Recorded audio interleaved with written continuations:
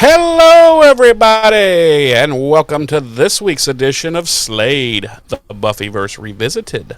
I'm one of your hosts. I am Jeremy J. I am your other host, Ames J. And James, this week, believe it or not, we are going to be malfunctioning our way into Season 7, Episode 13, The Killer in Me. We will be malfunctioning our way into that episode. Indeed. We will be. Okay, I think we've said enough. James, thanks for joining us this week. Always a pleasure. See you next week. Always a pleasure, and toodaloo. James, how have you been? It's been literal years since we have seen one another. It has been literal years. It has been... How many years has it been, Jeremy? At least 11? Yeah, that sounds right. It has been 27 years. I know. And it's hard. Sometimes when we first connect, to begin our podcasting, when it's been, 44 and a half years, I start to forget what you looked like, Yeah, I get that. Because when I hear that Zoom ring, and you're the only person that I talk to on Zoom, right. And then I see you pop up on the screen. I'm like, oh my gosh, that is what he looks like. Because after 77 and a quarter years, it just starts to get fuzzy. It does. It does start to get fuzzy. James, so we were discussing this briefly before we began recording. Mm-hmm. Mm-hmm. Where shall we go? I'm sorry, I'm having to fight with a cat right now who's trying to she wants to either walk on the mixing board, or she would like to jump and attach herself to my shoulder and then climb up my flesh. And I'm attempting to stop both of those horrific attacks from happening. Yeah, that's understandable. That's understandable. I heard, and I saw a picture too. I heard there's some new Wiggles. There are some new Wiggles outside. They were born yesterday, 2 of them. And the mother, here we go. She's going to climb up. Okay, and this is happening live and and now she's going up. Okay, that didn't feel good. So, yeah, this is weird. What was I saying? Yeah, so 2 were born outside yesterday, and they are now... The mother has moved them, which she normally does, to underneath a house or a shed or something. Mm-hmm. Probably won't see them again until they're 4 to 5 weeks old, close to weaning. At which point, I should say, I will kill them. That is not true. That's not true. Hey, there's a butthole for you. Get a good look. Get a good look.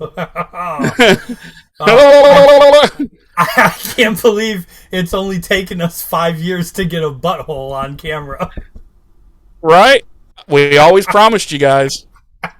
I'm not really sure what she's attempting to do. I will say that it's incredibly uncomfortable. She just wants to be a part of what's happening. That's all. And she wants her tail to be my eyebrow. Okay, now she's... Okay. Oh, that feels much better. Yeah, there you stand up there, and we'll just have a disembodied tail just floating around occasionally. That's your tail, right? Right. I call it my nubbin. Your nubbin? Oh boy. She's going to the other side now. Oh, okay. James, where should we go off into the weeds this week? Have you got anything on your mind that's really sizzling your satchel? No, I was kind of using the kittens as our off in the weeds segment this week. Well, that didn't go well. So it didn't go well. It didn't. Well, let's talk about Pam Bondi is out on her ass. Pam Bondi is out on her ass. And Christy Gnome's husband likes to put giant fake boobs on. Yes, and she is also out on her ass. That's a development that's happened since the last time we recorded. Yeah. Oh, really? I didn't realize she had been ousted. I'm not. Oh Oh, yeah. for about 5 hours or so, I have not looked at anything Oh online. no, So. Christy Nome was out as head of DHS like 2 weeks ago. Oh, I didn't even Yeah. realize it. Yep. Yep. Okay, well, but her The husband likes to wear badonkadonks. Yes, and right now the going theory is that before the Daily Mail broke that story, the administration got a heads up about it, and that's why Christy Nome lost her job. Got shit canned, huh? Well, Yep. I can smell a divorce coming there. So It's like my sister and I were discussing. Neither of us give a flying wet fart that Christy Nome's husband wants to wear badonkadonks and whatever he's into. Neither one of us care. What we don't like is the hypocrisy exactly, um, exactly. of the Republican Party that you know they're worried about drag queens. I don't know, reading stories to kids, and yet here we have this guy doing what he's fucking doing. It's just like, you know what? Yeah. You guys have zero. You just need to shut up fucking forever. Because every time you motherfuckers open your mouths, I heard somebody say, I think it was a comedian. Somebody said something along the lines of, you guys should shut the fuck up forever because you can't even have a convention without crashing fucking Grinder. Yes. So, Yeah. it's just Yeah. such a joke. Oh, we're the party of family values and Christianity. Oh, really? Okay. Well, can you get your finger out of that fucking dude's butthole, Bob? Yep. You know. It's this is something that's been said several times over, well, particularly over the last 10 years or so. Once Trump, became politically active, but as far as the Republican Party goes, every accusation they make is a confession. Yeah, If exactly. it's And if it's most of them something, come directly from his big orange mouth. yeah, yeah. So, related to the Usually, go ahead, go ahead. I don't know. I was just going to say, usually, if he's bitching about something, he's guilty of it, literally. Oh yeah, Like, and that's how it is. all these fucking immigrants, we got to get the immigrants. Meanwhile, there was like, I don't remember, 79,000 undocumented immigrants working at Mar-a-Lago. It's like, oh, fuck off, dude. Right. Just fuck off all the way. Yep. Yeah, and that's how it is with the entire part. I mean, how many times have we seen in the news a Republican senator busted for, you know, uh, for soliciting gay sex or whatever, and meanwhile they're the same ones who are like signing all these bills for, anti-trans and anti-gay and all that. So Sorry, the cat is trying to kill me. Um, yeah, and pretty related, much.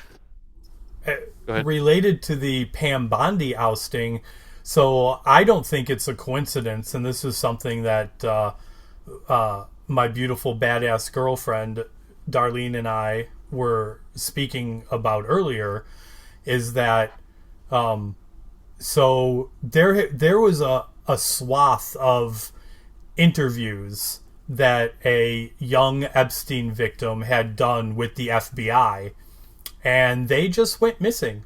They were just they were No, just gone. And then, no. yeah, and yet somehow in the wake of the Pam Bondi firing, those interviews have now suddenly surfaced and are available to the public. Well, So, I am personally utterly shocked. so my personal theory is that prior to Pam Bondi getting ousted, someone told Trump and his administration that they weren't going to be able to keep those interviews hidden anymore, and that without a doubt they were going to be released. And Trump didn't like that, so he fired Pam Bondi. Yeah, I mean, in a nutshell, I'm going to say, depending on what occurs with the midterms, somewhere in 2 to 3 years, or one and a half ish, 1 to 3 years, Trump and the vast majority of his administration are going to federal prison. I'm saying it now. You can write it down. But please understand, it will happen. It is going to happen. There will be heads will roll. Trust me. I don't know. I think you're being awfully hopeful. Now, if the Democrats more or less sweep the midterms, there will be people going. I'm not saying him, but there will be people going to prison. There will be people having federal trials. Put it that way. And especially once he's out of office and can't do any of his temper tantrums or start any more wars, yeah, shit's going to get real. Well, and if it doesn't, then I'm going to say, I guess I'm now an independent because, I mean, how much more could a group of people do that is so glaringly fucking unconstitutional and illegal, so we'll see. We will indeed see. Yeah. And that has been PolitiChat with James and Jeremy. Ding. Anything else? Anything else we want to go off into the weeds about? You know what? Let's talk about this because let's talk about sex, baby. Let's talk about you and me. Let's talk about all the good things. Never mind. Because we didn't get a chance to talk about this because we were done recording our 2 episodes when this story broke. Okay. Let's discuss the recent cancelization of the Buffy the Vampire Slayer sequel series. Yes, indeed. I'd like to just start by saying, fuck. Oh, shit, I've already forgot his name. God damn it. The dickhead who runs Hulu. Particularly after we got a little further information from SMG. Yes, so apparently, not directly the dickhead that runs Hulu, but one of the producers from Hulu that was working on the show was apparently very vocal from the beginning that he was not a fan of the original show. And had not, what did he say? He had watched like 2 or 3 episodes? Something like that. Yeah. And for 2 things on that. One, it had to be so difficult to go to work on even just the pilot, knowing, and I'm talking for everyone involved that was a fan of the original show, knowing that you've got a high powerful exec who it just didn't like the original to begin with. And 2, why was he even working on this fucking show in the first place? That's what I wanted to say. Like, so that, to me, that just shows the incompetence and stupidity of Hulu as a whole. Let's see. The head of creative / showrunner, etc., just won a fucking Oscar. And they're on that very same day, if I'm correct, she was told that they were not going to move forward with the Buffy, not reboot. It was more of a continuation. Sequel series. Yeah. And she's like, really? Did I mention that I just won a fucking Oscar? Right. And not her first major award either. Like, several people involved have won. Yeah. It's just ridiculous. And let's not forget how much time they spent, not just her, But Hulu upper echelon people, uh, basically, whining and dining SMG to get her to agree to come back. Yeah. Yeah. And then she agrees. They come back and film, from what I understand, is a pretty goddamn good pilot. And they're just like, ooh, you know what? So, no, we're going to instead... Listen, we're going to... This is what we're going to do instead, Sarah. We're going to greenlight a series where everything is shoehorned in. So everyone in the series will be midgets, transgendered, and all the males will be females and vice versa. We're going to shoehorn in all the wokeisms, but you can go fuck yourself. I just find it so, especially the executive situation. Like, there was no other Hulu original show that this dude could have been off working on instead of one that... Or cutting some fucking grass where he obviously belongs. Right. Like, I don't know, man. It's... If I'm Sarah Michelle Gellar and this guy fucking walks up to me on like day one and tells me, oh, I didn't even like the original Buffy, I've only seen a couple episodes, I'd be like, you're fucking fired. I'm Sarah fucking Michelle Gellar. Or if she didn't have that power to be like, well, you're fired, she sure as shit had the power to be like, I'm out. Then if you're going to be working on this show, then I'm out. Yeah. Oh, absolutely. Like, and why wouldn't she have had that power? She's Sarah Michelle motherfucking Gellar. I don't think that holds as much weight now as it did back in 1997.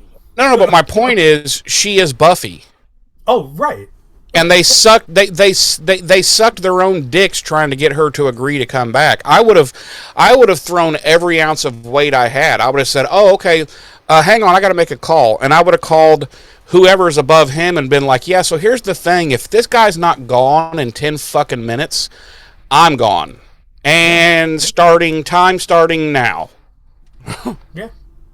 I don't get it. It's insane. It is insane. We have another big breaking Buffy news reel that needs to be discussed. In other Buffy related news, the recent passing of Nicholas Brendan.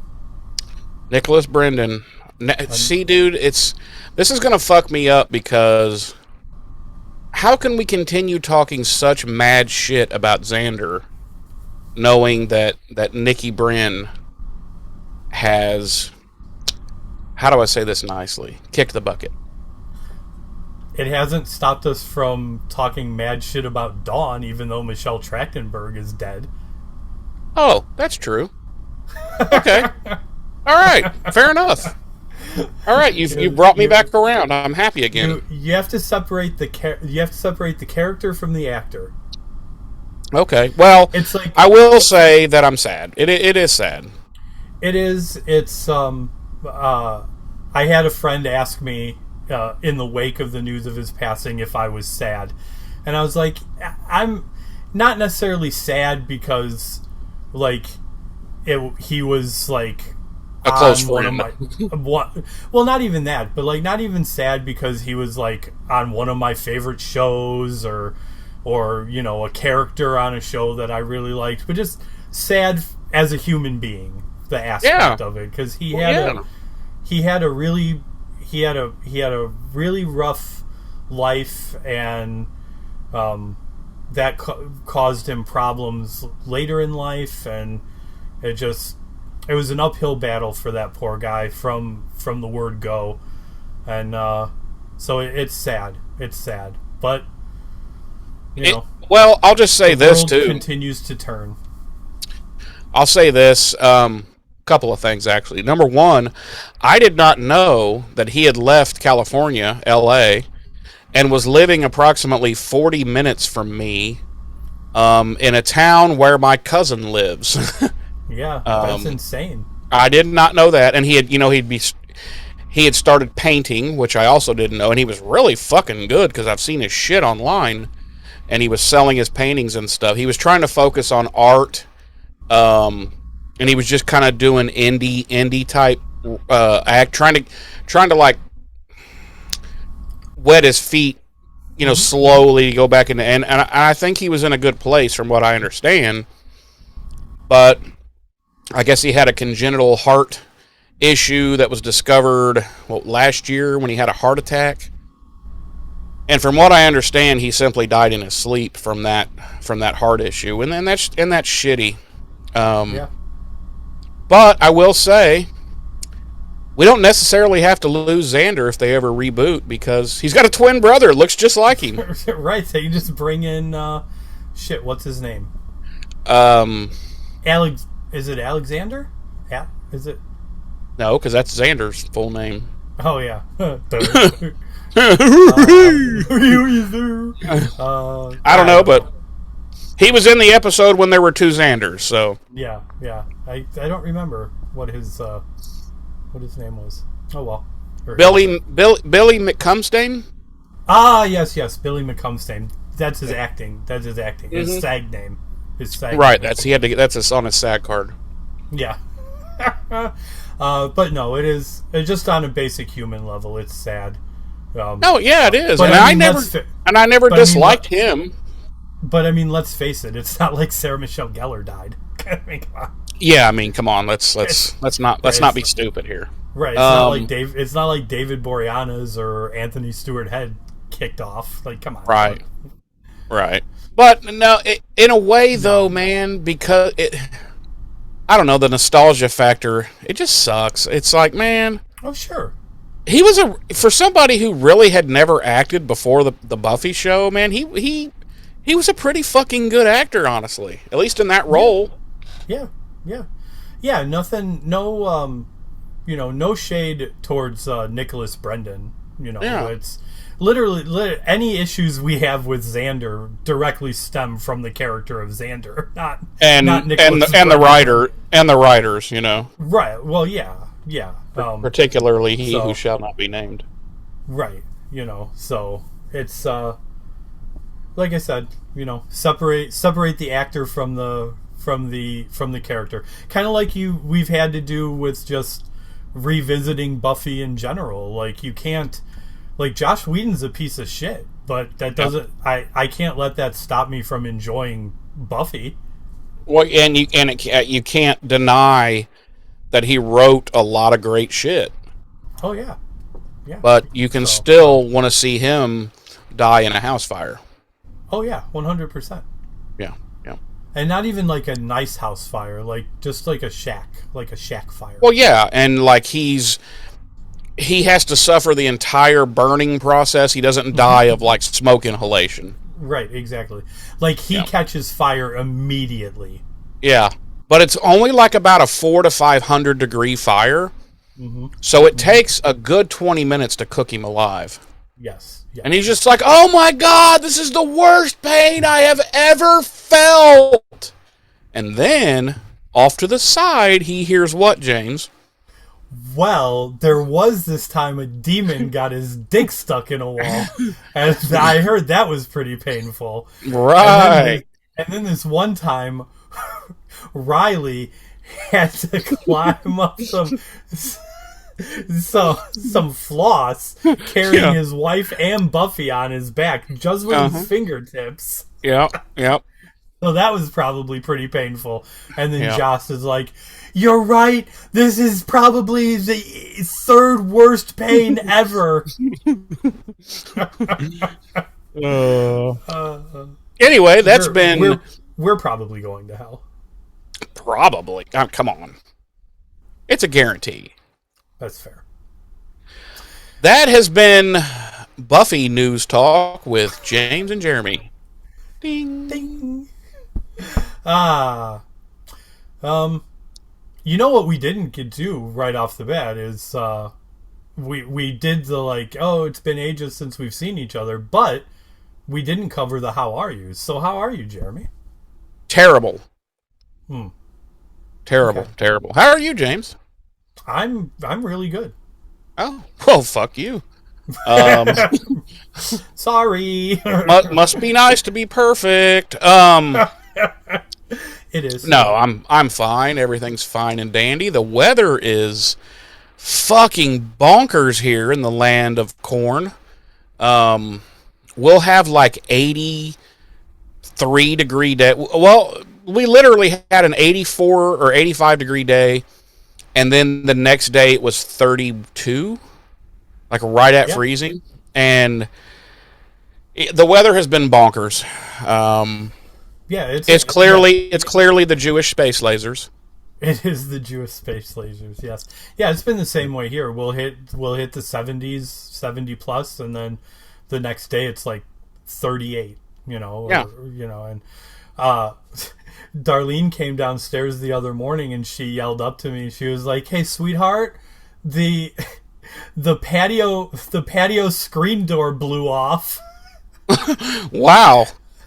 So I was like, "All right, I'll fix it, after work. I'll go find it after work. No, it was laying right out there. I was like, all right, I'll fix it after work. But I came downstairs during the middle of the workday to get something, probably something to drink, and I happened to glance outside, and like it wasn't just like the screen door had blown off. It was like the wind was like, "Fuck this door." Yeah, like bent it up, twisted it, and slammed it against the side of the building or something 4 times. So Yeah. I was like, God damn! I did get it put back on, but still, I was like, Yeah. Jesus. So yeah, the weather's been pretty wild here too. The weather outside has been frightful, James. But the fire is so delightful. It is. It really is. And listen, if you've no place to go, Just let it snow. Let it snow. Let it snow. there you go. That's what I like to hear. No, but how are you, James? No, I'm good. I'm doing very well. Yeah. Yep. No complaints here. Good for you. Sorry. So you look very much like Jerry Garcia right now. Do you know? Do you know how many times I've been told I look like Jack Black? Oh no, no, no, no! You look like Jerry Garcia. I got it. I got it six times over the course of C2E2. Huh? Did you in turn slap that person? No, no. Oh, okay. I mean, I would have. So But I got it 6 times over the course of C2E2. Prior to C2E2, there was a time I was walking home from the train station because from having been in the office, I was walking home from the train station, and there were a group of Cub Scouts doing a camp out thing in by the church down the street from me. And as I'm and they walking tried to sell you by, drugs. they tried to sell me drugs. As I'm walking by, this little kid Cub Scout runs up to me and he's like, I know you, you're Jack Black. And I was, what? And then when I went to the DMV many months back to finally get the address on my driver's license changed after like 3 years, Wow. the lady at the DMV was like, does anyone ever tell you look like Jack Black? I was like, what? You should have said, So- I've literally never heard that. So I get Jack Black a lot. When the little kid came up and said that to you, you should have said, you know who you look like? And then he was like, who? And you should have said, a missing child, and then killed him. And then killed him. When I got home, Yeah. I told Darlene I should have been like, well, I am Jack Black and I hate you. Now go tell all your friends that Jack Black hates you. Yeah, and hate your parents and any siblings you may or may not have. Hate your parents. And so there was one kid. It's the unofficial 7th time at C2E2 I got called Jack Black. I was walking, Darlene and I were walking down one of the aisles, and he had to be in his early teens. He had Down syndrome, and we were walking, and Darlene was behind me, and he wasn't paying attention, and he kind of almost ran into me. and he turned around and he said sorry, and then he said hi, and I was like, it's okay, hi.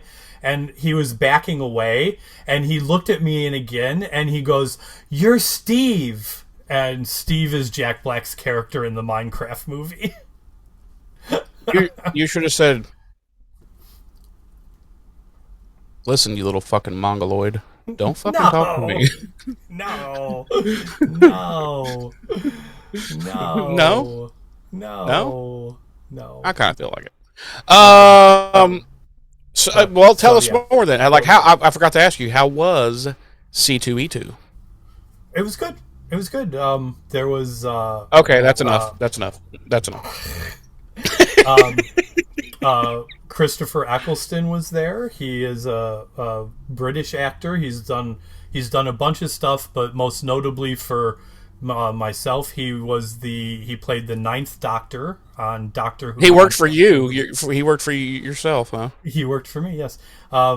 He was the Ninth Doctor on Doctor Who. He was he ushered in the current era of new Doctor Who after it had been dormant for years and years. And he did a really good panel. He's very, very intelligent. So I actually got several book recommendations from listening to him talk. So you read books? Occasionally. I didn't know you could read. Yeah. Huh. Yeah, I know. What else? There was a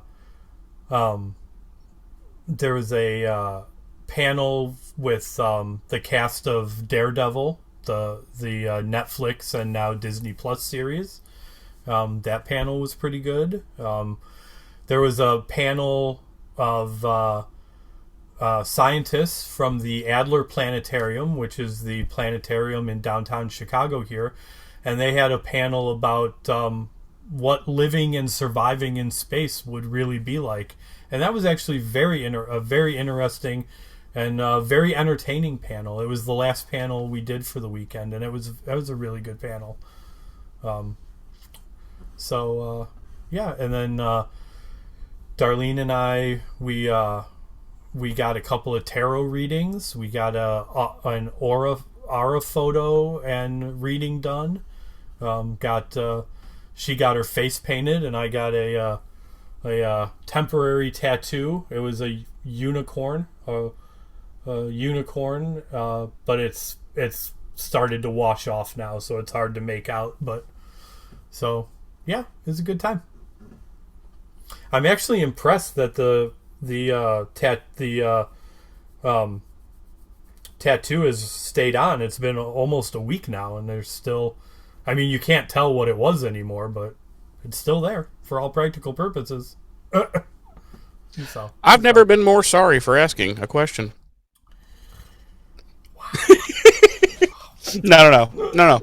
I'm only kidding. No, I'm glad to hear that you had a good time. How would you rank it amongst your C2E2 previous C2E2 adventures? It's ranks number one for the simple fact that I got to share it and enjoy it with Darlene this time. Oh, what a suck ass. God. No, it's true. Oh.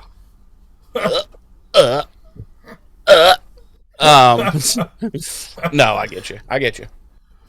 So yeah. Sounds good. Nobody from Buffy there at all? Nope. Nobody from anything even remotely cool was there? Yeah, there was well, I mean, I guess it depends on what you consider cool. There was a panel with the cast of Superman and Lois. The one, the recent CW one. show. Yeah. Okay. Yeah. I've actually seen parts of it. I haven't. I'm kind of watching it in batches. I actually like it, and I hate CW shows.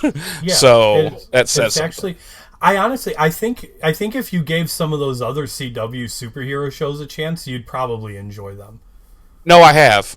There's 4 or 5 and I'm like, oh my, if we go to one more goddamn diner and sit and talk about our feelings and shit, like I'm gonna fucking commit suicide. So there was that panel. We didn't go to that. We actually didn't go to a whole lot of panels this year.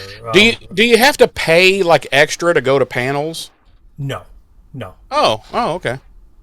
So you were just basically not taking part in something that was cool. We were doing other things that were cool. So. Well, did you buy me the blue-handled katana? I did not. The blue hand-led katana. Katana. I did not. Yeah. You know what irritates me? This is the 8th C2E2 I've been to. Okay. And there has never been any Highlander representation. I mean, that's not... You would actually think that this would be the year they would want to start... getting the fuck out there on in the convention scene, and start getting some pre. Yeah, that's really not. That's a bad. Yeah, that's a bad call. That really is a bad call. I mean, they should be out there right now. Like, obviously, Henry Cavill and fucking Dave Bautista ain't gonna go hit the convention scene, but especially right now while they're in the middle of filming. But dude, they should have some representation of some kind out there starting, get the hype going, Yeah. But it sounds like they're going to do the same thing they've always done with Highlander, which is make it and then release it in 4 theaters and expect to make the money back. Right.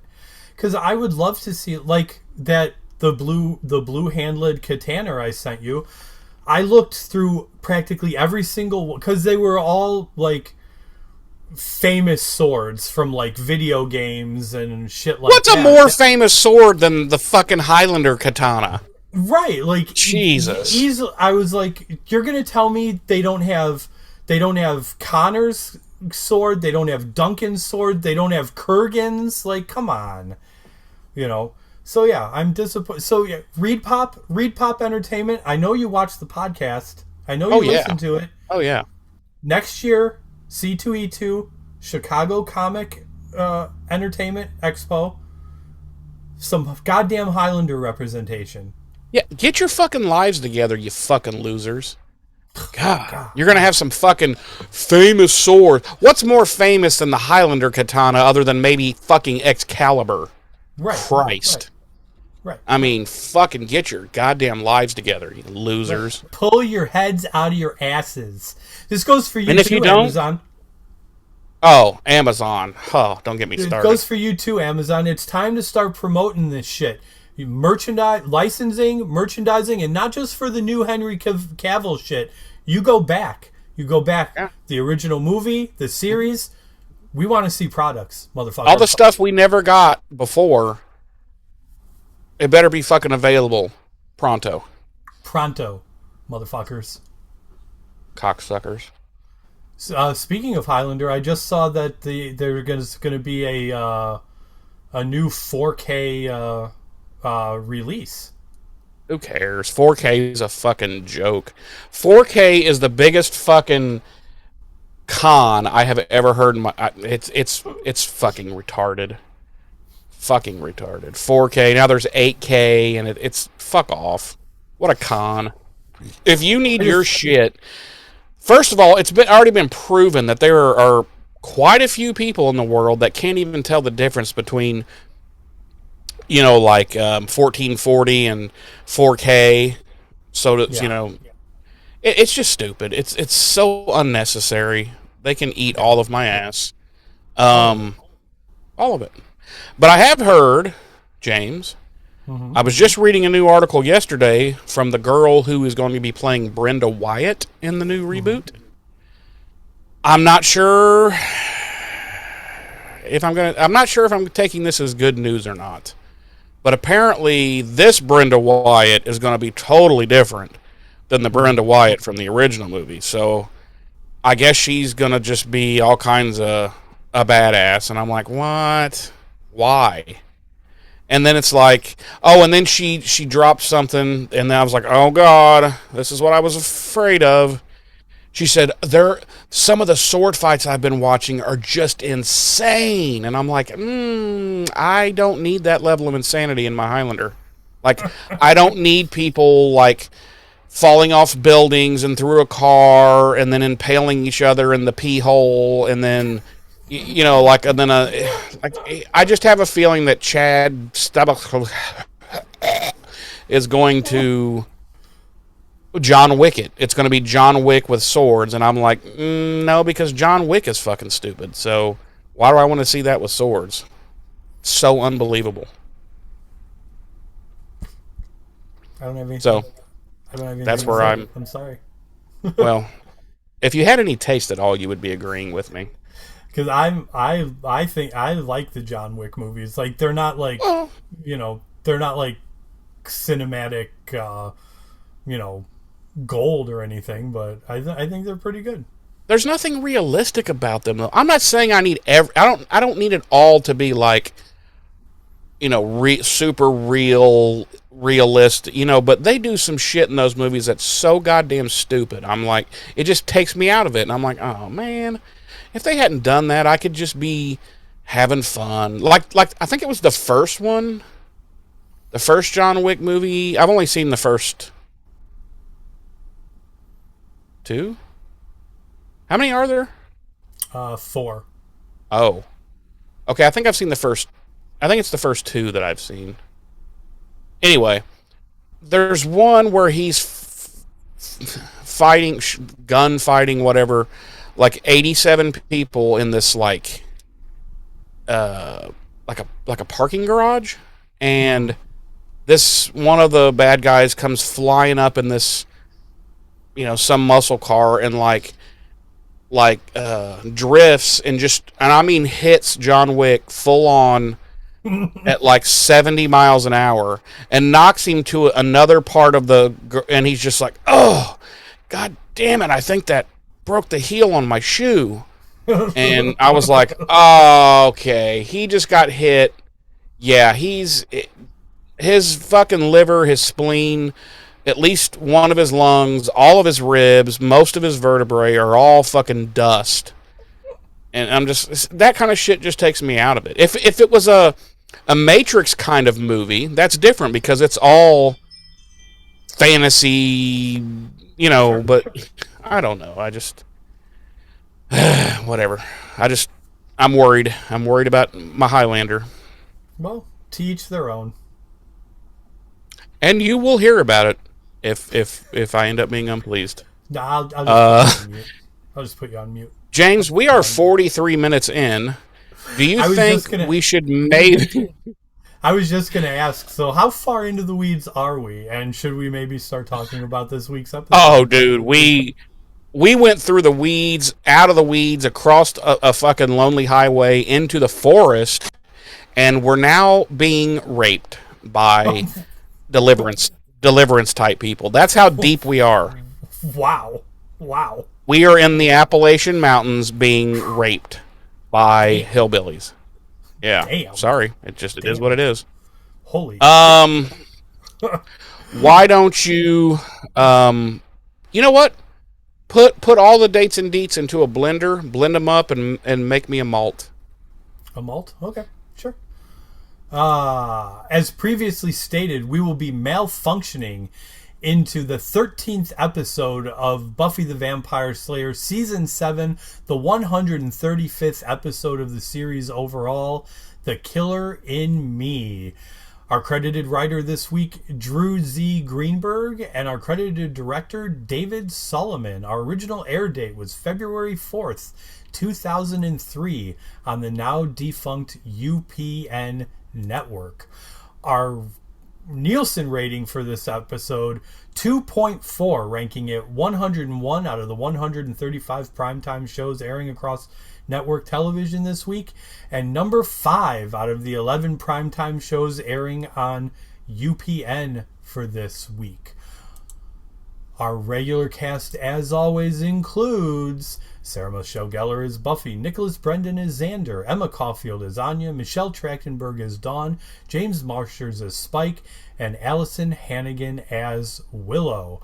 Our guest stars this week include Anthony Stewart Head as Giles, Adam Bush as Warren, Tom Link as Andrew, Airi Limon as Kennedy, Elizabeth Ann Allen as Amy, Megalyn Uchiuk as Vaughn, and Riff Hunton as the General. My synopsis this week reads, hold on, let me get this bad boy out. After Willow and Kennedy share their first kiss, Willow is transformed into Warren, the man she killed last year. When she sets out to find help, she bumps into an old friend. Meanwhile, Buffy searches for answers when Spike's chip causes him great pain, and the gang suspect that Giles may really be the first. Yeah, mine's the exact same thing. Is it really? Yep. Word for word. That's funny. So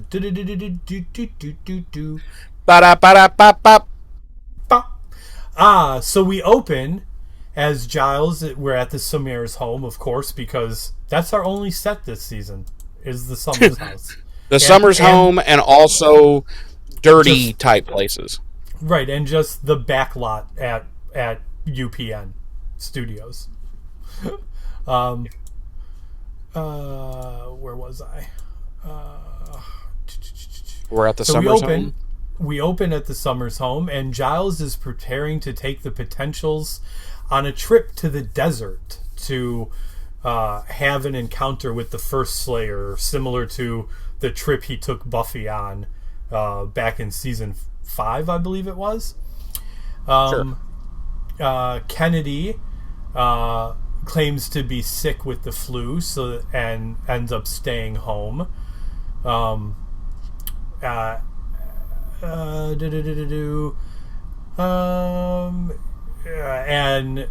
After Giles hears all the Potentials bickering out in the car, wishes that he was also staying home.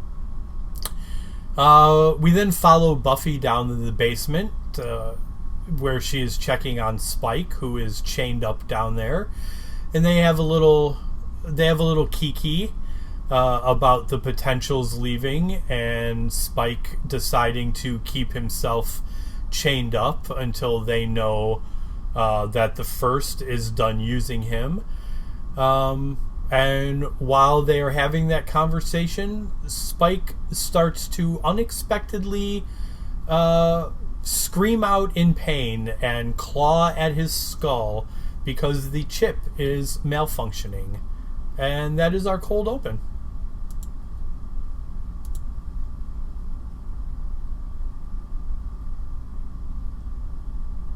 Do the rest. Do the rest? What? What you always say after that. Oh, Wolf Howl, roll credits. There you go. Okay, sorry. Yeah. Let's see, where so we come back and Buffy and Willow are in the kitchen talking about Spike's chip and how little they actually know about it. Willow's making a hot cup of tea to take up to Kennedy, and Buffy's like, "Ooh, somebody's in lesbian love," and and Willow's like, "Really?" And Buffy's like, "Yeah," and she's like, "Fuck you," and she leaves with the tea, and so I'll just wait. I'm gonna go on and I'll wait. So she goes upstairs and she sees that Kennedy is actually getting dressed and is not sick at all. And she admits that she's not sick, but that she does need to go on a mission, and she needs Willow's assistance. At which point we cut to the Bronze and some super fucking horrible early 2000s band singing and playing horrible, horrible music. And yeah, they're at the Bronze. So her big plan was, oh, I want to get Willow out so that, we can go on a date. And they're both drinking, I don't know, Mai Tais or something with little fucking umbrellas and shit in them. And she's like, and then Kennedy's just like, she goes, so, how long have you known? And she's like, well, she's like, that you were gay. And Willow's like, what the fuck? Do I have a sign around my neck that says, big old lesbian? And because I was kind of thinking the same thing, like this chick has been hardcore hitting on Willow from literal day one. Like, what if Willow wasn't gay? You know what I mean? Right. Like, she's never even stopped to, because it's not like Willow's ever gave any kind of hints, like, and so that, to where it makes sense that this girl might, think so. So, anyway. And she's just like, oh, well, and she never really gives an answer, like, because Willow then asks her something else, like, do you just know? Like, do other gay people just know? And she's like, no, of course not. But she never really answers, like, like, why have you been so hardcore into me? And, also, let's just, this might have come up before with the Kennedy thing. I hate everything about Kennedy. I hate everything about Kennedy. Okay. You fucking killed Tara. For no reason. For no reason whatsoever. Yep. And then you're gonna try and force this bullshit down our throats? Like, immediately? Right. Like, yeah. No, fuck you. Yeah. Fuck you. And it's not written well. It never is. Mm-hmm. Like, there's not a point in the season where you're like, oh, okay, I'm with it now. It's like, no, this is There's literally weak. A moment in an episode coming up. I think it might be it might be 2 episodes from now. Where something happens between them, and I was literally like, I don't fucking care. I just don't care. Yeah, like, who could just break up with it? I know. Yes. No. 1,000,000%. I know exactly what you're saying. Yeah, it's so annoying. Starting off with the fact that she's just like, oh, I just totally know that you're gay. And I'm going to hit on you hardcore the second I walk into this house. Because remember, Willow's all like, when they first meet, she's like, well, here, you set up the sleeping arrangements. And then Kennedy's like, well, I hope you don't hog the covers. Yes. And I'm like, Jesus Christ. Yes. Like, fuck. Like, because that is not who Tara was. And that's not who Willow's ever been. But... they're going to bring this fucking, like, this raging lesbian who's just, whatever. And somehow she just magically knows that, like, oh, I could smell it on her, or I could see it in her, in her hair roots or something. I just knew she was gay, And anyway. It's ridiculous. Like you said, it's never well written between them. And also, like, I'm sorry, you're not going to listen. You got by the whole Willow and Oz thing by giving us a character that we could like. Yeah, that was actually well written. Because I remember when Tara first came onto the scene, like, a lot of us weren't thrilled with that at the beginning either, because we all stand Oz and Willow.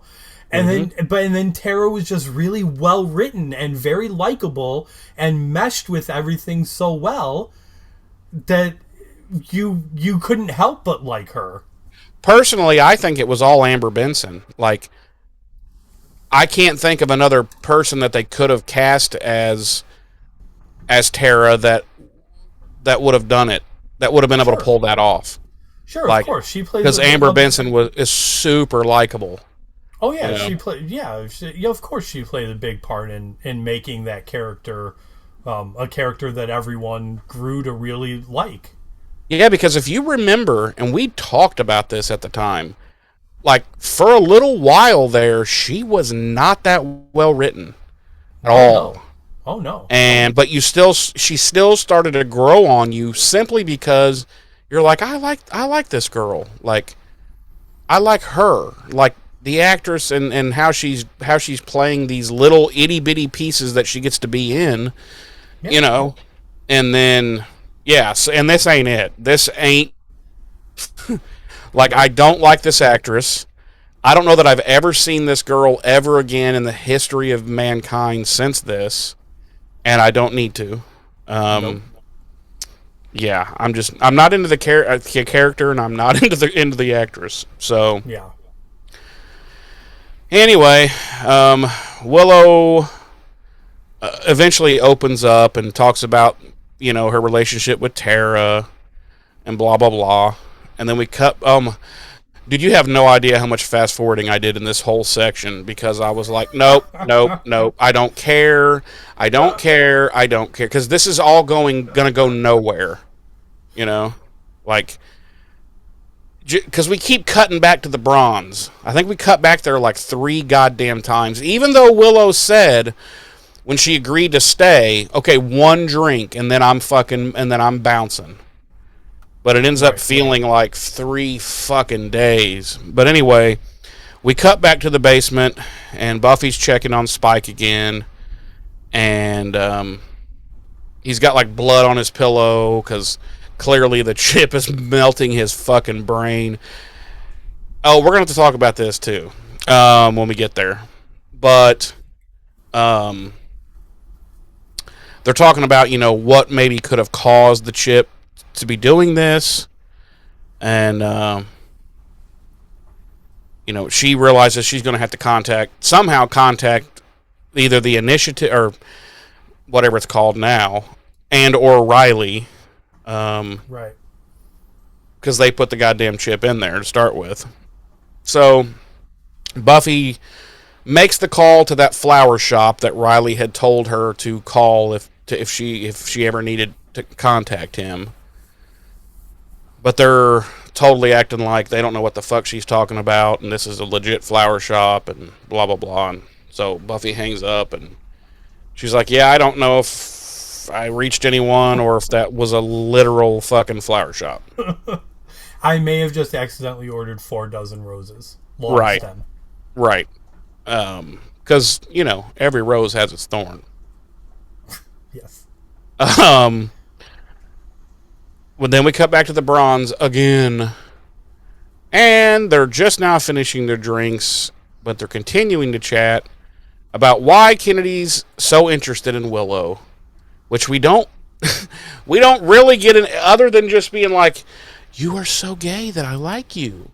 Other than that, like, we don't really get anything. It's just a bunch of it's a bunch of pointless words that come spilling out of her mouth, and it's and again, this is the stark difference between what they're trying to shove at us now and what you saw the progression of Willow and Tara's relationship. That took time.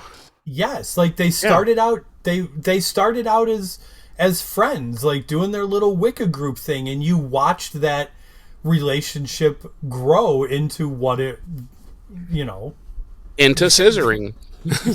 Yeah. And something else I forgot to bring up though in talking about Tara and Amber Benson. The other thing that made it work for me, at least, was that I felt like Amber Benson and Allison Hannigan had phenomenal chemistry, on-screen chemistry, and I do not right now or the last goddamn episode of the show do I ever feel like Kennedy and Willow have any chemistry at all. None. Zero. This actress playing Kennedy has no chemistry with anyone she shares screen time with. Yeah, I'm not sure she's even an actress, frankly. Yeah. I think she was working craft services, and they were just like, you know what, just come on over here. Yeah, yeah. Joss Whedon probably wanted to, you know, you know. Da, da, da, da, da, da, da, da, da, da, da. Then we cut back to the house, and Willow finally returns with Kennedy in tow. And then they have another little... More words are shared that just don't matter and don't make any sense. And then they start kissing. And I'm like, fucking really? This took Tara like 3/4 of a season to get to, but all this bitch has to do is be like, I hope you don't hog the covers. And it's just, I don't know. This ain't fucking Willow. When has this ever been Willow? Ever. Yeah. No, Ever. I agree. This has never been hetero Willow, and this has never been gay Willow. Ever. But anyway, so they're fucking kissing. And the camera kind of pans around her, and when it gets back to the other side, oh my God, it's Warren. Warren G. And right behind him is Nate Dogg. It's fucking crazy. And they're like, regulators! It's bonkers. It's insane. It literally makes no sense. So yeah, she's Warren. And Kennedy, flips out. And then Willow opens up an armoire with a mirror in it and looks at herself, and she's like, "What?"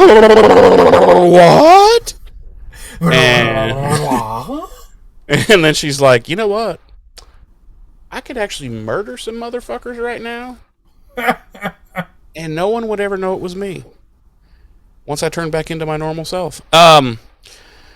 So then she sees what she is, and she goes running down the stairs, and she's trying to convince Xander and the rest of the Scoobs that she's real. Buffy comes walking up and just immediately punches her in the fucking face.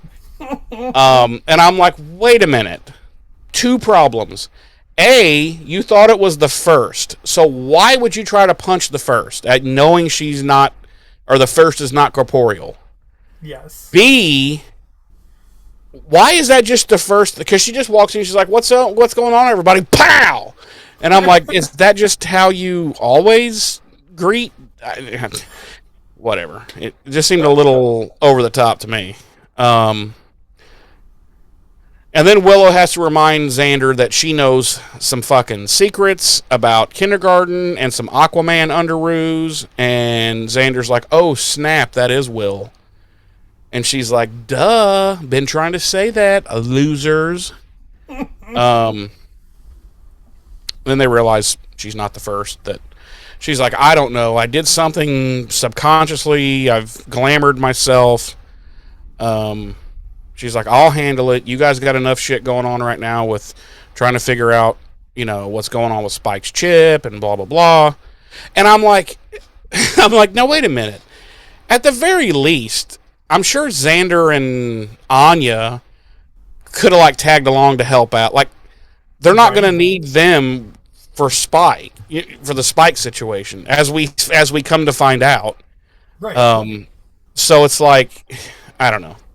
She's like, no, I'll handle this by myself. And I'd be like, no offense, Willow, but whenever something weird like this happens involving magic, sometimes you go a little destroy the world on us. So if you don't mind, I would at least like to send Andrew with you. So if you're going to kill anyone, you kill him.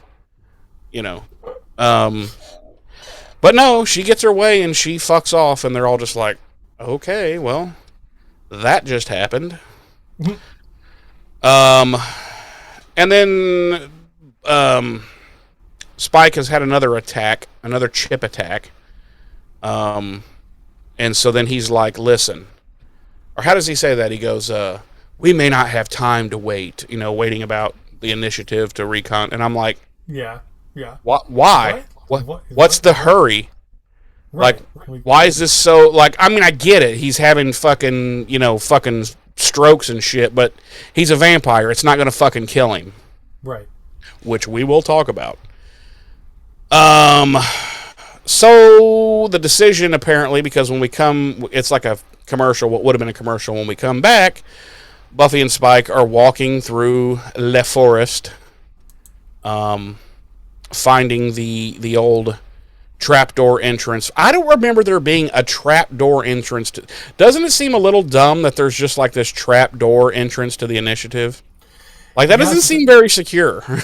yes, but I do. To your point of not remembering it, I thought the same thing at first, but then I'm almost positive I do vaguely remember a trapdoor entrance back in season 4.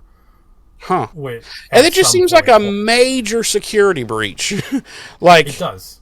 because two things. The only other way to get into the initiative is insanely difficult, as we saw, going in from the dormitories or whatever, the frat house or whatever it was on campus, where you had to have a retinal scan and all this other bullshit. And then if it wasn't you, the elevator would stop and it would initiate murder sequences, like where it was going to murder you. But then they're like, but listen, just in case we need a back door, let's put a little hatch up there and just bury it with, like, I don't know, 6 to 8 inches of loose dirt. Like, no one will ever find it. Right. Anyway, they find it. No problem. They pull it open, and the funny thing is, like, they pull it open, the big hatch, and then the camera goes down into the ruins of the initiative, and we see Buffy jump down, and then we see Spike just, like, fall in. Yes. Like Buffy, like, jumps, like, boom, boom, and he's just like, blah, and he just falls in and, like, lands, like, on his shoulder and neck, and I'm like, what the fuck? Okay. He's now, like, is it because we're supposed to think it's the chip that's fucking him up, or, like, I don't get it. Or maybe so he falls in. Maybe Spike's just a loser. Okay. All right. Nick. So, I'm glad, because at first I'm like, why are they trying to go to the initiative? Do they think they're going to find a blueprint on how to remove the fucking chip? Like, why are they going there? Luckily, he says there's, and I'm like, this is the fucking plan? So the big goddamn plan is, let's go back to the initiative, honey, because they have these super dope drugs there that whenever they wanted, like, if I was getting too rowdy or rambunctious, they would just drug me, and it was all fine. And I'm like, wait, but that's not okay. Like, that's not a solution. That's not even a partial solution. Like, we could just go get you heroin, like, from the street corner, because it's not like we can OD you. You're a vampire, but that's not going to mean that the chip can't fucking fire and, like, make your fucking asshole bleed. Like, how is this a solution? And then Buffy's like, oh, while we're down there, we should look for some documents and whatnot on the chip, and I'm like, oh yeah, 100%. I'm sure that's been left marked. Hostile 13 chip and how to remove it. Right. Which they've never thought about ever going down into the initiative before now and even Spike has never thought about going down there to try to find a way to get his chip out. So, but that's happening now. We cut back to the Summers residence. Someone's calling on the telephone, and who is it, James, and what's going on there? It is Robson, and he is calling to tell them all about the seemingly fatal encounter Giles had with the Bringers. But the weird thing is, when he calls and Andrew answers, you hear him talking to Andrew on the phone, and he's like, "What's your favorite scary movie?" And Andrew's like, "I don't know, anything heterosexual." And it gets really awkward. Andrew's like, my mommy won't let me watch scary movies. Yeah, but I can murder people. Yeah. So yeah, he basically tells them about that scene from all the way back in near the beginning of the season where we saw Giles show up at his Watcher friend's house and get attacked by the Bringers, and it ended with them swinging an axe towards Giles, and then it just went black, and then the next time we saw Giles was when he showed up Circumcised. circumcised, yes, was when he showed up with some That's what the guy was aiming at. He was like, I hereby circumcise thee! And it was really weird. It was. No, and then the next time we saw Giles was when he showed up at the Summers home with a handful of potentials. I have a complaint to bring up when we get there. So this, of course, the rest of the gang, of course, starts to get worried about this because Giles never told them about this, and now they're starting to wonder if he even survived that attack, because it may just be the first posing as Giles, because they suddenly realize that none of them have seen, and by none of them I mean Xander, Anya, Dawn, and Andrew, realize that they haven't seen Giles touch or be touched or touch anything since he's been back. And here's where I need to bring up my complaint. That is not true. Isn't it? No. And this has bugged me since, 3 when this came out? It's bugged me since then because they have all seen Giles carry a drink, and they have all seen him sit down. I need episode citations, please. I'll give you some. Okay. It happened. Buffy, he just was sitting and talking to Buffy. He was sitting on the coffee table when the girls were out there fighting over who got to drive the first leg of the trip out to the desert. He sat down on the coffee table and was talking to Buffy. Right. Well, and I'll tell you what bothers me about this whole thing is that they deliberately, supposedly, set this all up as a misdirect from the moment Giles came back. They didn't have him touch anything or hold anything to plant this idea that he may be the first. And aside from what you just said, and I honestly don't know if it's accurate or not, but like I remember watching this when it originally aired, and never once was I like, ooh, Giles could be the first. Because I wasn't fucking paying attention to if he was touching anything or not. Listen, I might be wrong about holding a drink or a cup or something, but I am 1,000,000,000,000,000,000,000,000,000,000,000,000,000,000% sure that he has been seen sitting. Okay. And that counts. Like I said, he was literally just sitting. He took his glasses off, did his little nose pinch thing, and sat down on the coffee table right next to Buffy to have that little conversation about how he didn't want to go and blah, blah, blah. And I'm like... Okay.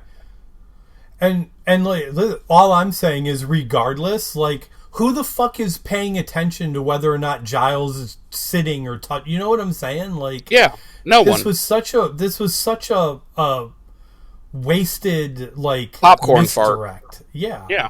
Like it didn't work at all. Right. So so Xander, Anya, Dawn, and Andrew immediately rush to the desert. Can you explain this to me really quick, James? Sure. What's the big rush? Because, okay, he's got all the potentials out there. Mm-hmm. And let's just say he was the first. So, what has the first ever been able to do to any of them? Ever.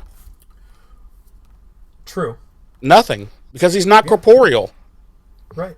Like, it can't do anything. It's never been able to do anything. It can fuck. It can, like, like with really dumb people, it can fuck with their head. But I mean, like, they should just be like, well, what a dastardly plan. However, what does it plan to do? Because did it get it out? Did it get them all out there? And then when they all went off and it was sitting by the fire, it was like, fuck. I don't. I feel like I might not have planned this through the best. Like, this might not have been the best plan I've ever had. Right. I don't know what I'm going to do. They rush out to the Vision Quest spot in the desert, and they end up tackling Giles to the ground, thus realizing that he's not the first and leaving Giles pretty perturbed with them. And Andrew was actually fondling his cock and balls. He was! I didn't notice. Because Giles was like, and some people are touching me. How did he say that? And some people are touching me inappropriately, and we're not that well acquainted, or something like that. And I was like, dude, fucking, like, Andrew's like cupping his balls and shit. He also does have a funny line where he's like, so you think I'm evil if I take a group of girls into the desert and don't touch them? Yeah, and I'm like, oh, that didn't age well, Jeffrey. So then we cut back to Willow and Kennedy, and Willow has taken her to UC Sunnydale to meet up with her Wiccan group. And she and the Wiccan group that she was part of for like half of an episode. And her and us are shocked to see that Amy is a member of the group. And Amy Bobamy. And she is claiming that she has changed. And she tries to help Willow get rid of the glamour, but it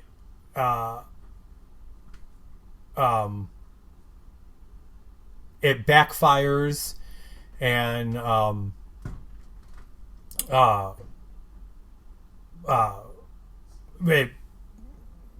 Willow tries to run away, and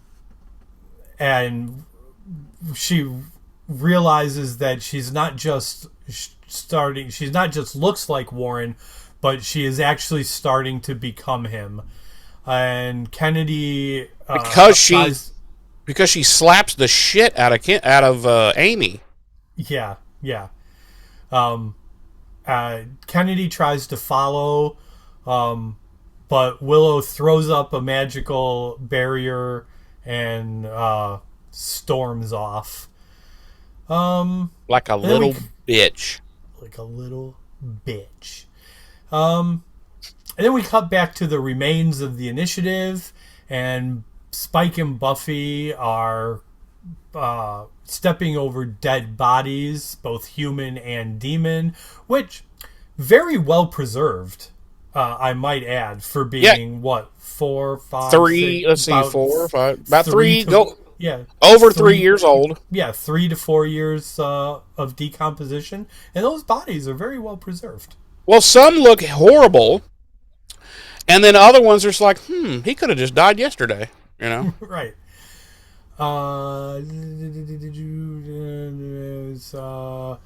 Then we cut back to Willow, who is crying outside as Warren starts to take more control over her and heads off with a very determined. He's got a mission.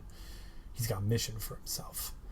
And then we cut back to the initiative, and Spike and Buffy are attacked by a demon. So this fucking demon has been like trapped down here for 3 years in pitch black, and he's like couldn't find his way out. Like, yes. The demon proceeds to knock Buffy down as Spike's chip conveniently misfires again. allowing the demon to grab him and drag him off into the darkness. We cut back to UC Sunnydale, where we see that Kennedy has found Amy again, who's packing up the supplies. Meanwhile, the rest of the Wiccan group is gone. Amy expresses her concern for Willow to Kennedy, who suddenly gets suspicious as she realizes that Amy knows that she is a potential slayer, a fact that was never brought up to her. And we cut back to Willow, and she is now at the gun shop where Warren purchased the gun that he previously used in his attempted murder of Buffy and his successful murder of Tara. And I love how the gun shop owner's all like, same kind as last time. How'd that one work out for you? Yeah. And she buys the same kind of gun, and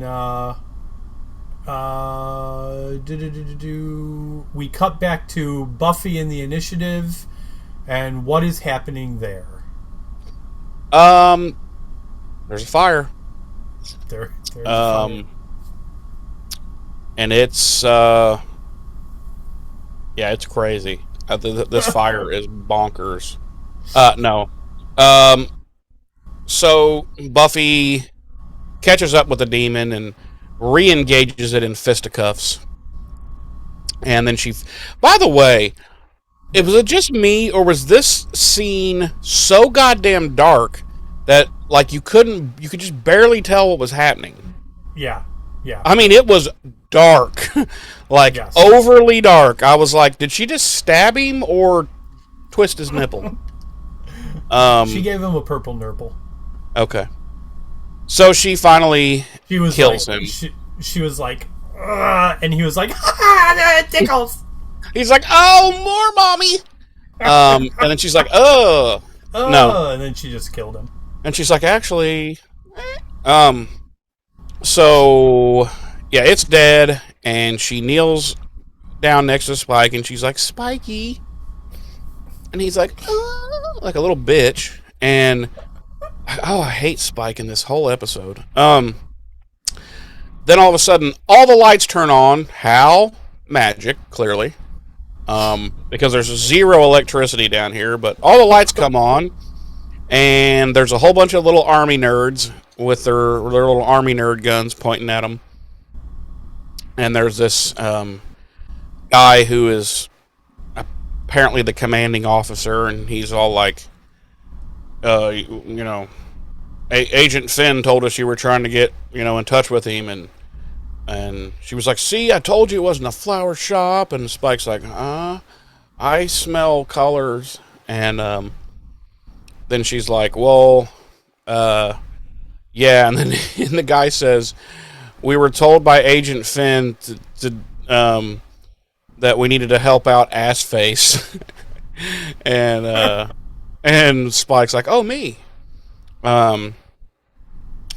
So they take him off and they diddle him very much. And they come to, again, like all this equipment is now functioning and perfectly operational, and it's dumb, and I'm going to leave it alone. But then the commander dude comes to Buffy a little while later, and he's like, you were right. The chip is indeed malfunctioning. And I'm like, what? What? What? Yeah. And he's like, it is degraded. And then he's all like, and the choice has been left to you. Agent Finn said the choice is yours. Shall we fix the chip? Or would you like to phone a friend? And she's like, ooh, I'm going to need to use a lifeline. No.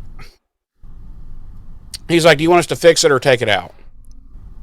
And I'm like, well, we already know what she's going to choose. Let's not make a big fucking dun dun dun. But right. If the chip is so fucked up, how are they going to fix it anyway? You know? Like, put a new one in, maybe? I don't know. And how are they going to do brain surgery in these ruins? Whatever. Um, so we cut away as Buffy is apparently making her decision. Oh! Here's the other thing, because this is what I wanted to bitch about too.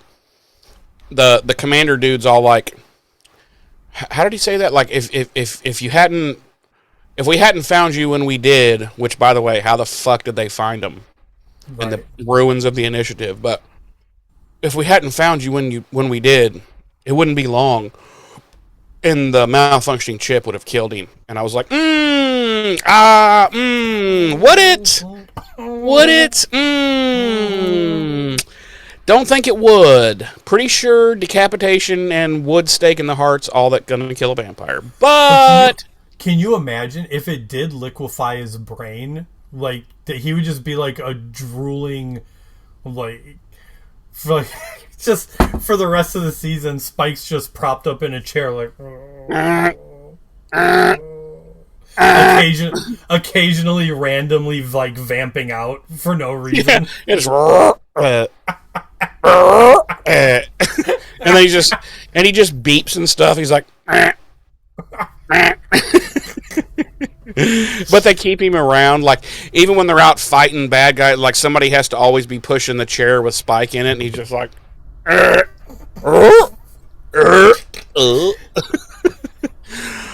okay. But anyway,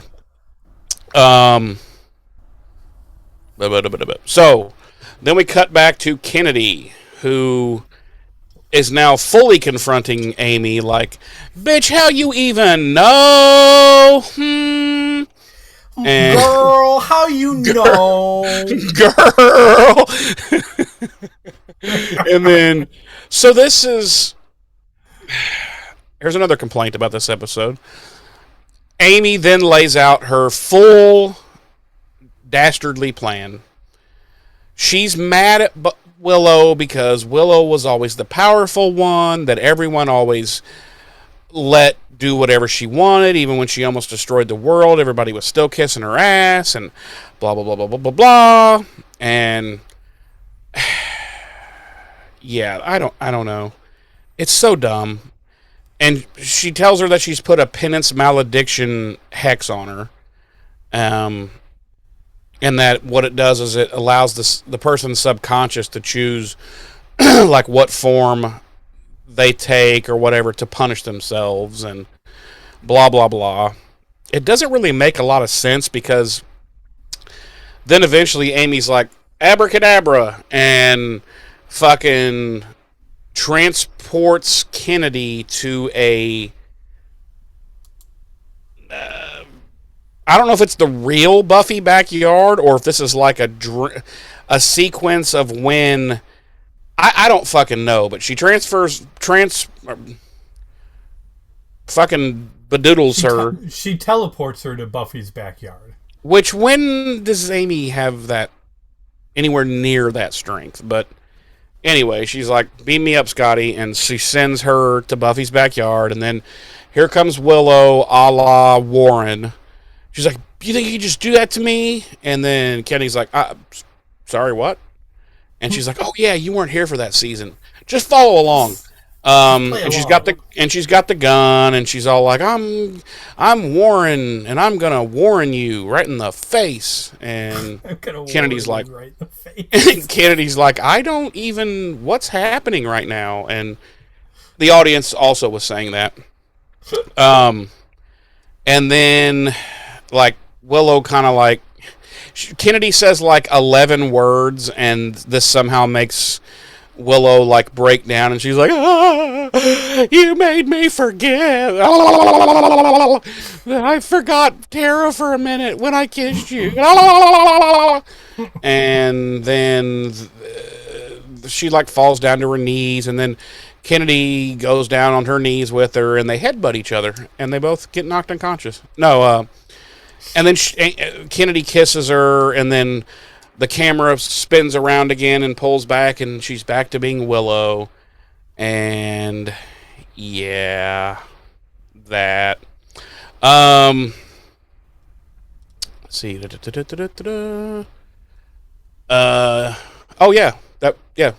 pretty much the end. Episode credits. That's it. Episode Yep. credits. Credits episode. Something interesting about this episode, even No, though that's not true. You know it's not true. Even though it's the episode that it is, they had to film all the Willow Warren scenes twice. Okay. So basically, they filmed it once with Allison playing Willow, and then again with Adam playing Willow. So which actor performed the scene first was dependent on how Willow was supposed to be acting. So when Willow first changes into Warren, she acts more like Willow's. So in those early scenes, Allison would do the scene first, and then Adam would do the scene so he could mimic her performance. And then in the later scenes, which she did a very poor job of. So then in later scenes, when it's more so Warren's personality, Adam would act the scene first, so that then Allison could mimic his performance. And because they chose to do it that way, filming took way longer. Like Elizabeth Allen said in an interview that if Allison or Adam gestured or moved their head in a different way than the other one had done, they had to do it all over again. So that one scene that they did with all of them that she was in took a day and a half to shoot. Okay, let me ask you this and be honest. Mm-hmm. Yeah. Knowing all that, do you think any of that came through on screen and that any of that was necessary whatsoever? No. Yeah, no. I because there were literally times where it would cut back and forth really quick between Allison and Adam, and I was like, ooh, neither one of them's doing a very good job of acting like the other one, and then I just dismissed it. So it sounds to me like that was a whole lot of wasted time for nothing. For nothing. Jeremy. Yes, sir. Would you like to play everyone's favorite game, Body Count? Why don't I ever think to go ahead and cheat? I don't know. I always turn my phone. God damn it. But I'm glad you don't. It makes it more interesting. One, the demon. Yes. Good job. Our music this week, Aberdeen with Cities and Buses, as well as Sink or Float, and our series composer, Little Bobby Dunks with Kissed to Life. Sink or Float. The life of a turd. The life of a turd. Or why are there some turds or the life of a child in Derry, Maine. Indeed. Why do some turds float and some sink? Some are hollow. Oh, okay. That's interesting. It's all about buoyancy. Okay. All right. Why do some children float and other ones sink? Some have been hollowed out by Penny. Some are hollow. It's all about buoyancy. Okay. All right. Jeremy. Yes, sir. Could you please tell me and our lovely audience, on our sliding scale of 1 to 5, how many lesbian kisses do you give this episode? Okay. I gave the last 2 episodes, I think, 2s. I'm going to give this one a 2.5, and I know that's going to surprise you and it surprises me because there was more fucking wrong with this episode that I bitched about probably than the other 2 combined. But, and even though the A and B plot line both annoyed the shit out of me, actually there was a C plot line too, sort of, with the with the desert trip. But anyway, even though they both annoyed me, I still found this episode more entertaining than the last two episodes. Okay. The last two were just, they were annoying and not entertaining. At least this one had some entertainment factor in it. You know, we kind of maybe it's not fair that but I know that we're getting ready to get into some better stuff, not in too long. So maybe I'm kind of being, being really kind to this episode, but yeah, it's about a 2.5. I mean, there's shit. I was just saying, I hope you're right that we're about to get into some better stuff because I ain't seen it yet. Well, the better stuff, the best stuff of this fucking boring season. Yeah, that's what I'm. That's really all I'm saying. Yeah, it was just an average episode. There was a lot fucking wrong with it that I brought up and you brought up and we discussed during, and it was kind of, some of it was kind of egregiously stupid, but it's pretty clear, dude, from episode 1 to episode 22 of season 7 that this is the final season and that they all knew it and that their budget was drastically slashed and that I mean, I hate to say it, most everyone other than maybe the absolute core cast is pretty much just phoning it in. The writers are phoning it in. It's all getting phoned in at this point. SMG, Ash, Nikki Bryn, and Allison. The core Scoobs. They're as good as they always are, but shit's getting phoned in this season, and this is just another example of that. And I'll leave it at that. Yeah. James.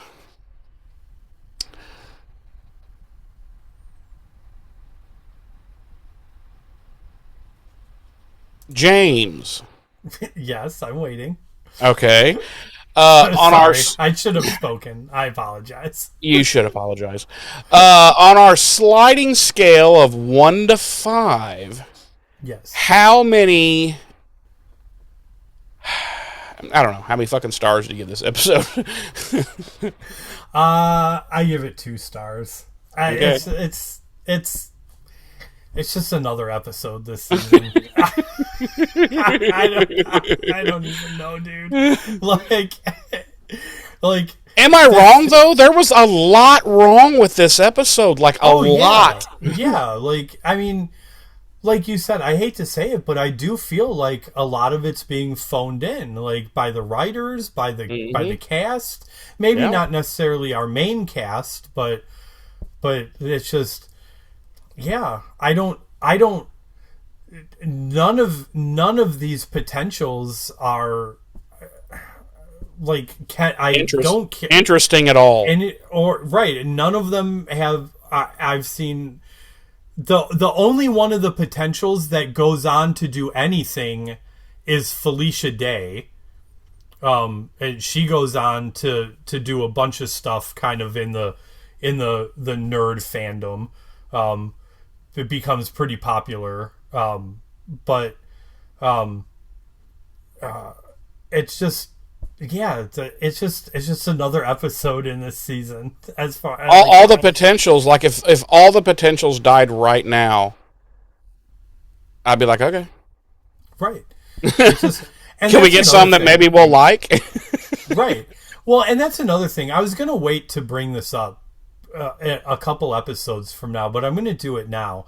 In a couple episodes, we're going to get a cold open where Buffy's walking through the house and it's just littered with potentials.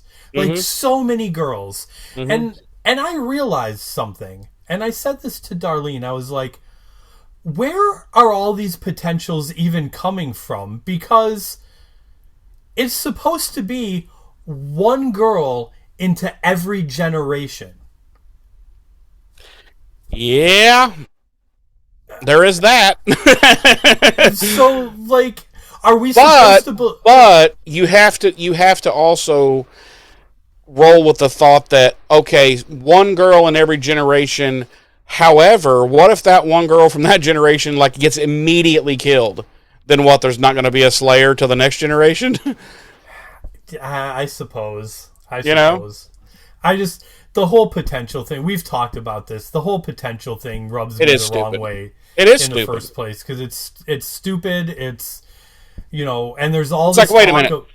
We're 2,000 years into there being Slayers, and it's just somebody just now thought, "Hey, could we do like a spell maybe to like activate all the right?"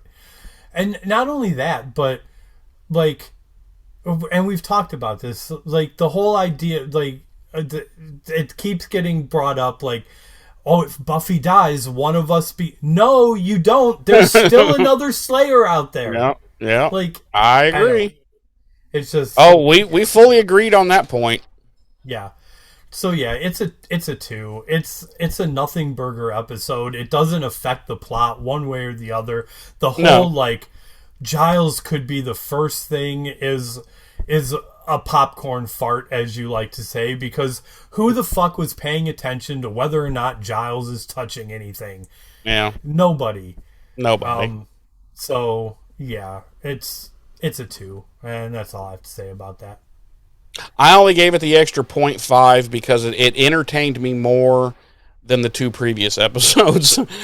But they're just episodes that happen to be episodes in season 7. Yeah. So, Oh, and dude, you want to talk about the phrase phoning it in? We're definitely going to talk about phoning it in the next episode. Okay. Spoiler alert. Yeah. So anyway, with that all being said, BuffyRevisited.com is our website, which will take you, it'll give you links to our email, which is BuffyRevisited@gmail.com. It will also give you a link to our YouTube page, where you can watch this very podcast at this exact moment. What? I know. Don't try to understand it, James. You'll have a stroke. I don't want to have a stroke, so I'll just not understand. Just let it roll, bro. And yeah, that's what our website's for. Pretty useless, but that's what it's there for. Feel free to reach out to us if you would like.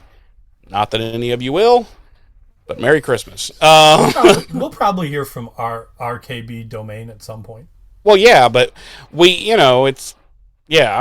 but it's just like he already knows our email address at this point, so it's like he don't need to know this. So anyway, thank you all for joining us this week. Next week, we're going to be taking a peek at season 7, episode 14, First Date. First Date. So werewolves. Prepare yourself. Definitely werewolves. James, anything you would like to say before you are executed?